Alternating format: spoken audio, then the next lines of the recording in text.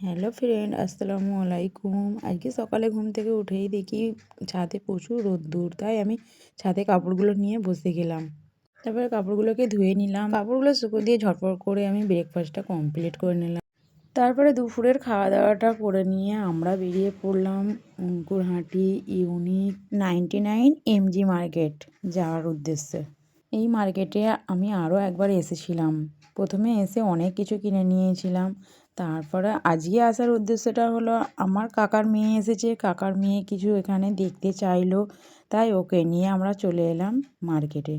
এই মার্কেটটা সারাদিনই খোলা থাকে। আমরা এখন এসেছি 3টে বাজে। 3টের সময় তো পুরো ফাঁকা, কেউই ছিল না। আমি একটু ভালো করেই কেনাকাটা করে নিলাম।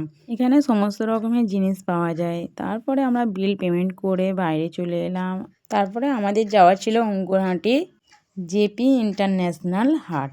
আজকে দিনটা ছিল বৃহস্পতিবার। আজকে এই হাটটা পুরোই ফাঁকা থাকে। আমি এসেছিলাম জেপি হাটে আমার কিছু চুড়িদারের পিস নেওয়ার জন্য।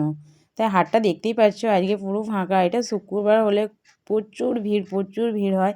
আমি ফাঁকা হাটেই ভাবলাম যে দুটো পিস কিনে নিয়ে আসি, তাই আমি চলে যাব পিসের দোকানে। এই হাটে চুড়িদারের পিস নেওয়ার জন্য আমি বৃহস্পতিবারে এখানে আসি। এখানে বৃহস্পতিবারে প্রচুর ফাঁকা থাকে। বৃহস্পতিবারে আসলে এখানে খুব ফাঁকা থাকে, আর ফাঁকা টাইমে আমার পিসগুলো কেনার জন্য সুবিধে হয়। এই দিনে আসলে আমি ভালো করে বেছে দেখে পিসগুলো আমি কিনতে পারি। এখানে অনেক রকমের পিস আছে, গণপতি, বালাজি, তারপরে আরও কাজ করা পিসও আছে। তোমার যেটা ইচ্ছা তুমি সেটা নিতে পারো। আমাদের তো নেওয়ার ছিল গণপতি পিস, তাই আমরা নিয়ে নিলাম 4টে গণপতি পিস। তোমরা চাইলে এই দাদার দোকান থেকেও নিতে পারো। নার্গিস ফ্যাশন, এই দোকান থেকেই আমি চুড়িদারের পিস কিনে নিয়ে যাই সমস্ত রকমের। তোমরাও চাইলে এখানে এসে কিনতে পারো। আমার তো কেনাকাটা হয়ে গেল, আমি চলে যাচ্ছি বাড়ি। আমার ভিডিওটি যদি ভালো লেগে থাকে তাহলে সাবস্ক্রাইব করতে